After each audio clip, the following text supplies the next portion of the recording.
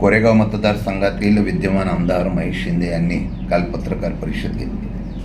त्या पत्रकार परिषदेमध्ये त्यांनी पूर्णपणाने चुकीचं आणि खोटं बोलण्याचा या ठिकाणी प्रयत्न केलेला आहे. खरं म्हटलं तर आजपर्यंतच्या इतिहासामध्ये 35 वर्षाच्या माझ्या राजकीय कारकिर्दीमध्ये किंवा सातारा जिल्ह्यातल्या निवडणुकी प्रक्रियेमध्ये एखाद्या मतदानावर हरकत घेण्याचा कुठेही प्रयत्न झालेला आपण पाहिलेला नाही.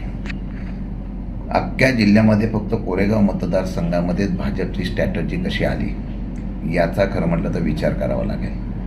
भाजपची स्ट्रॅटर्जी लोकसभेच्या निवडणुकीला ज्या पद्धतीने होती, ज्या निवडणुकीला भाजपने मुंबई किंवा इतर महाराष्ट्रातल्या अनेक ठिकाणी या निवडणुकीच्या माध्यमातून महायुतीच्या माध्यमातून अनेक नावं उघडण्याचा एक निर्णय घेतला गेला आणि या निर्णयाच्या माध्यमातून वेगवेगळ्या प्रकारच्या विरोधातल्या असलेल्या लोकांची नावं गाळायचं, त्या शेवटच्या क्षणाला त्या नावावर हरकती घ्यायच्या आणि त्या नावाची हरकती घेतल्यानंतर प्रशासनावर प्रचंड दबाव आणून ह्या नावाच्या हिअरिंग घेतल्यानंतर त्या रद्द करायचा, अशा प्रकारचा त्यांचा निर्णय होता. साधारणतः 28,000 आम्हाला मिळालेल्या माहितीप्रमाणे 28,000च्या वरती या नावावर त्यांनी ऑब्जेक्शन घ्यायचं, हरकती घ्यायचा, अशा प्रकारचा त्यांचा एक प्लान होता. आणि तो प्लान आम्हाला कळल्यानंतर आम्ही सगळेजण जागृत झालो आणि या संदर्भामध्ये उठाव झाल्यामुळेच हा रडीचा डाव त्यांचा उघडा पडला. निवडणुकीला निवडून येत नाही चित्र आल्यानंतर लोकसभेला सुद्धा जे मतदान पडलं ते मतदान उदयनराजेंच्या असलेल्या सातारा तालुक्यातील उदयनराजे, शिवेंद्रराजे आणि यांच्या असलेल्या मताधिक्यावर ते मतदान पडलं. इतक्या कोट्यावधी रुपयाची कामं केलेल्याची भूलथापा केल्यानंतर सुद्धा मतदान मिळालं नाही म्हणून अस्वस्थ झालेले हे महाशय या ठिकाणी वेगवेगळ्या प्रकारच्या कूटनीत्या करून निवडणूक जिंकण्याची रणनीती आखत होते. गेल्या 5 वर्षामध्ये ज्या पद्धतीने प्रशासनाच्या अगदी ग्रामसेवकापासून ते तलाठी सर्कलपासून मोठ्या अधिकारी, कलेक्टर, जिल्हाधिकाऱ्यांपासून अनेक लोकांवर त्यांनी ज्या पद्धतीने हरकती घेतलेल्या आहेत, ज्या पद्धतीने ऑब्जेक्शन घेतलेले आहेत, ज्या पद्धतीने त्यांच्यावर दबाव टाकला जातो, त्या पद्धतीचाच उपयोग ह्या निवडणुकीला करण्यात येणार होता. त्यांनी आरोप केलेले आहेत, त्या आरोपामध्ये कुठल्याही प्रकार तथ्य नाही, पण त्यांच्या अंगावर, अरे तू एक मिनिट खाली कुठं, त्यांच्या अंगावर आलेलं कळल्यानंतर त्यांनी या संदर्भामध्ये स्वतःची बाजू सावरण्याचा प्रयत्न केलेला दुर्दैव आहे. त्यांनी काढलेली नावं जी होती, अगदी मी काही उदाहरणं देतो. श्रीमंत जांभुर्ण्यापासून त्यांचं अख्खं कुटुंब असेल, अनेक सरपंच, अनेक लोकांना त्यांनी रद्द करण्याचा निर्णय घेतला, जे आणि ते प्री प्लॅनिंग करून केलेलं आहे. ते काही एका दिवसात झालेलं नाही, त्यांनी प्री प्लॅनिंग करून त्या पद्धतीने हे यंत्रणा गेल्या 2 महिन्यापासून, निवडणुकीच्या अगोदरपासून त्यांनी त्याप्रमाणे ही यंत्रणा कामाला लावली होती आणि त्याच्या पद्धतीचं प्लॅनिंग करून त्यांनी केल्यानंतर फक्त 8,700पर्यंत ते मर्यादित राहिलं. उठाव जर झाला नसता तर 25,000 ते 27,000 मताची यादी त्यांनी तयार केलेली होती आणि ती यादी करताना व्यवस्थित प्लॅनिंगने केली होती. साताऱ्यातल्या एका 2 सेतूमधून हा प्लॅन केला गेला आणि तो करत असताना जो कोण आहे तो कोणाचा कार्यकर्ता आहे आणि मग तो फरार का झाला, त्याच्यावर कायदेशीर गुन्हा दाखल झाल्यानंतर तो फरार का झाला, त्यांनी परत मग लगेच अर्ज का दिला. ऑफ रेकॉर्डमध्ये त्यांनी अर्ज दिला की माझे यामध्ये काही आरोप केलेले आहेत ते मी मागं घेतो आणि त्याच्या हरकती मागं घेतो आणि दुसऱ्या हरकती ज्या आहेत त्या माझ्या त्या पद्धतीने ग्राह्य धरण्यात यावा. आणि ती संख्या त्यांनी कमी का केली आणि मग जेव्हा हरकत घेतल्यानंतर 8,700 नंतर संख्या का वाढली नाही. आम्ही नंतर त्याच पद्धतीने काळजी म्हणून आम्ही कोणाचं नाव रद्द करायची भूमिका घेतलेली नाही, पण सध्याच्या सरकारचं, केंद्र राज्याचं लोकशाहीचाच दिवसाढवळा खून करण्याची जी पद्धत आहे ती काळजी म्हणून आम्ही तशाच प्रकारच्या हरकती घेतलेल्या असतील. त्या हरकतीमध्ये कोणाचं नाव रद्द व्हावं आमचा हेतू नाही, पण नियमाचा निकष सगळ्यांना जर सारखा लावायचा झाला तर तो याही पद्धतीने लागला पाहिजे, अशा प्रकारची आमची प्रांजळ भूमिका होती. तुमच्यात दम असेल तर तुम्ही निवडणुकीला लोकशाहीच्या माध्यमातून समोर जाणं गरजेचं आहे, पण तुम्ही घाबरलेला आहात. त्यामुळे तुम्ही उपरा वगैरे हे ते सगळी विश्लेषण वापरताय. मी 30-35 वर्ष सातारा जिल्ह्यामध्ये नेतृत्व करतो, त्यावेळेला तुम्ही ब्राझीलला होता, उलट तुम्हीच उपरे होता. इथे आल्यानंतर संधी मिळाली ती पण संधी मिळाल्यानंतर तुमच्या रक्तात कधी बेईमानी कायम आहे, गद्दारी कायम आहे. ज्यांच्याकडून संधी मिळाली त्याच पक्षाला तुम्ही धोका दिला. आपण पक्षाची निष्ठा मला सांगू नका. आपण एका पक्षात, आपली सौभाग्यवती दुसऱ्या पक्षामध्ये, आणि मग तुम्ही माझ्या कुटुंबाचा विषय घेता. खरं म्हणतात राजकारणात कुटुंबात कधी जावं नाही, पण तुम्ही कुटुंबाचा विषय घेतला. माझ्या घरातली मंडळी, माझ्या घरातली मुलं ही काय राजकारणामध्ये उभी राहणार का नाही राहणार उपरा आहे. मग त्यांना लोकांना कळलं 2019ला तुम्ही अपघाताने आला. ते पण जिल्ह्याच्या राजकारणातल्या लोकांनी जर थोडंसं पडद्याच्या मारून हालचाली केल्या नसत्या तर तुमचा राजकीय जन्मसुद्धा झाला नसता. परंतु अपघाताने आलेली सत्ता तुम्हाला टिकवता येत नाही. डोक्यात गर्व आणि हवा गेली, आणि जे काही तुम्ही प्रवेश रोज घेताय तुम्हाला ते लकलाभ आहेत. मला पण बरं वाटतंय की जे आहेत ते जात आहेत. त्यांना जायचं असेल, काही लोक जबरदस्ती घेतली आहेत, काही लोकांच्या चौकशा लावल्या आहेत, काही लोकांचा अधिकार वापरला आहे.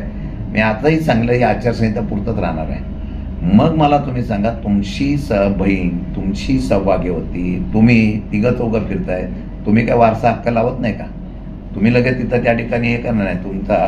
मग तुमची लोक प्रचाराला फिरतात ते वारसाने नाही, आणि आमची फिरलं की वारसाने येतात. कुठं किती बोलावं. आणि उपरा करून तुम्ही आता सांगभूती मिळवण्याचा प्रयत्न करण्याचा कृपा करू नका. लोकांना कळून आलेलं आहे की कोण कशा पद्धतीने राजकारणामध्ये वावरतोय म्हणून. आणि मी इथे आहे हे सिद्ध झालेलं आहे. माझे मतदार नाव, यादी, नोंद वगैरे सगळी लासवण्यात झालेली असल्यामुळे तुम्ही करू नका. लोकांना कळून आलेलं आहे की कोण कशा पद्धतीने राजकारणामध्ये वावरतोय म्हणून. आणि मी इथे आहे हे सिद्ध झालेलं आहे. माझे मतदार नाव, यादी, नोंद वगैरे सगळी लासवण्यात झालेली असल्यामुळे तुम्ही उपरा बनवून उगीच लोकांचं मतपरिवर्तन करण्याचा प्रयत्न करू नका. त्यात तुम्हाला यश येणार नाही. 100% तुम्ही किती प्रयत्न केला तर या निवडणुकीला पडणार, हे मी काळ्या दगडावरची लेख म्हणून तुम्हाला ठामपणाने सांगतो. ज्या दिवशी आचारसंहिता लागेल त्या दिवशी फार मोठ्या प्रमाणात उठाव होईल. कंस म्हणून तुम्ही म्हणाला, खरं आज कृष्ण जन्माष्टमी आहे. कंसाचा वध, वाईट विचाराचा वध हा कृष्णाने केला होता. आणि आजच ती पत्रकार परिषदेने सांगतो, तुमच्या कंसरूपी विचाराला पूर्णपणे गाडण्याचा प्रयत्न मी, माझे सहकारी आणि त्याचबरोबर महाविकास आघाडी करेल. आणि त्याच्याबरोबरच तुम्ही त्या ठिकाणी जे काही नियोजन चालवलेलं आहे त्याच्याबद्दलमध्ये निश्चितपणाने त्या ठिकाणी आपल्यावर कारवाई करण्याच्या बाबतीमध्ये आपण सांगता. मुस्लिम समाजाला मुद्दाम सांगण्यात येतं आहे. तुम्ही 581 नावं मुस्लिम समाजाची कोरेगाव शहरात उडवत होता, वगळत होता. पण त्या हरकती आल्यानंतर ते थांबल्या. तुम्हाला जर भीती नाही, मागासवर्गीयांची भीती नाही, बौद्ध समाजाची भीती नाही, मुस्लिम समाजाची भीती नाही, इतर समाजाची भीती नाही, मग तुम्ही एक खोटी लढीची डाव कशाला करताय? मग लोकांना कशाला सांगता आम्ही करत नाही म्हणून? तुम्हाला कळलेलं आहे की कोट्यवधी रुपयाची कामं करून आता पैशाने लोकांना गुलाम बनवण्याची जी मानसिकता आहे ना तुमची, ती 100% यावेळेला लोक उद्ध्वस्त करणार आहे. आपली जी पैशाने मी कोणालाही खरेदी करू शकतो, यंत्रणेचा वापर करून कोणाला मी दाबू शकतो, दबाव करू शकतो. कोरेगावची जनता ही, कोरेगाव मतदारसंघातली जनता ही स्वाभिमानाने उभी राहते. आत्तापर्यंतच्या निवडून दिलेल्या इतिहासामध्ये बघितल्या. अपघाताने झालेला तुमचा हा निवड, तुम्ही लोकांना गुलामी करण्याच्या संदर्भातली जी भूमिका घेताय, पैशाने खरेदी करून करण्याची दाबवून टाकायला. आणि जो एखादा विरोधात गेला की सांगतात माझे पैसे दे, मी तुला पैसे दिलेले आहेत, ते माझे पैसे परत टाक. ही जर भूमिका असेल तर ते कितपत योग्य आहे? त्यामुळे ते तुम्हाला ते 100% त्या ठिकाणी केले. आम्ही कुठल्याही परिस्थितीत जावलीतला एकही मतदार आलेला दाखवला तर त्यांनी दाखवावं. उगीच खोटं बोलायचं, किती खोटं बोलायचं याचं प्रमाण आहे, आणि जनता त्याला भोगणार नाही. उलट तुम्ही कोरेगाव नगरपंचायतीची निवडणुकीला, ही निवडणूक झाली त्यावेळेला बाहेरचे नगरसेवकांनी नोंदी केल्या होत्या, बाहेरच्या लोकांच्या नोंदी करूनच त्या ठिकाणी निवडणुका जिंकला होता. तेव्हापासून तुमचं हे रणनीती चालूच आहे.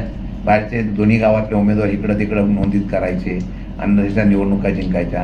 आणि त्यामुळे आम्ही पण त्यामध्ये हरकत घेतलेली आहे. ज्या लोक हरकत घेतली त्यांची 2-2 ठिकाणी नावं आहेत, आणि त्या 2-2 ठिकाणी नावं असल्यामुळेच आम्ही त्या ठिकाणी निश्चितपणाने कारवाई करण्याच्या संदर्भाने निकष मग सरकारला लावायचा असेल, निवडणूक आयोगाला लावायचा असेल, तो निकष सर्वांना समान असावा, एवढी त्या हरकतीमध्ये आमची या ठिकाणी अपेक्षा आहे. आणि मला वाटतं की त्यांनी किती प्रयत्न करून द्या, किती त्यांनी भूलथापा, किती लोकांना सांगायचा प्रयत्न केला तरी महेश शिंदेचा पराभव 100% आहे. महाराष्ट्रामध्ये लोकसभेसारखेच उठाव होणार आहे. गद्दारीला जागा नाही हे महाराष्ट्र सिद्ध करेल. तुमच्यात हिंमत होती तर मुदतीच्या आतच निवडणूक का घेत नाही. आता आम्हाला कळतं की आपण नोव्हेंबरच्या पुढे निवडणूक निघताय, कारण तुमचा रिपोर्ट जो आहे तो जनतेचा तुमच्या विरोधात असल्यामुळे फक्त निवडणूक जाहीर होऊन द्या.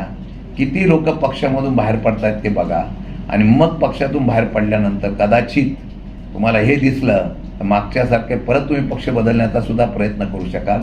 पण जनता तुम्हाला 100% ती जागा दाखवेल हा विश्वास माझा आहे. त्यामुळे खोटं बोलण्याच्या भानगडीत पडू नका. अजून आज पत्रकार परिषद एक घेतलेली आहे, उद्या अजून देतो. मागे पण सांगितलेलं आहे, तुम्ही जनतेच्या पैसे कसे दरोडे टाकताय याचे पुराव्यासकट आम्ही देणार आहे. एक तर प्रचंड भ्रष्टाचार या मतदारसंघामध्ये आपण केलेला आहे, प्रचंड भ्रष्टाचार. आमच्या भ्रष्टाचाराचे आरोप खोटे टाकायचे, परंतु तुम्ही इतका भ्रष्टाचार केलेला आहे आणि त्या भ्रष्टाचाराचा सुद्धा पोलखोल होईल. आणि त्याचबरोबर तुमच्या वागणुकीची पोलखोल होईल. तेच पैसे घेऊन लोकांना पैशाचे आमिष दाखवायचे आणि फोडण्याचा प्रयत्न करणे हा पण तुम्ही केलेला आहे. आणि राजकारणामध्ये घर फोडणे, गाव फोडणं, एकसंघ गाव फोडणं ही तुमची रणनीती असेल. आम्ही ती कधी केलेली नाही. लोकांना तो फरक कळलेला आहे आणि स्वाभिमानी लोक काय करू शकतात ते दिसेल. महाराष्ट्रातच उठा होणार आहे. महाविकास आघाडीची सरकार 100% येणार आहे. आणि जे गेले त्यांना लकला, जे दबावाखाली गेले ते परत येतील. जे प्रेमाने त्यांच्याकडे स्वखुशीने गेले त्यांना माझ्या शुभेच्छा आहेत. परंतु एक सांगतो, नवीन लोक घेऊन आणि त्याचबरोबर लोकांचा उठाव होऊन 100% कोरेगाव मतदारसंघामध्ये बदल हा अटळ आहे. बदल होईल हा मी ठामपणाने विश्वास करतो.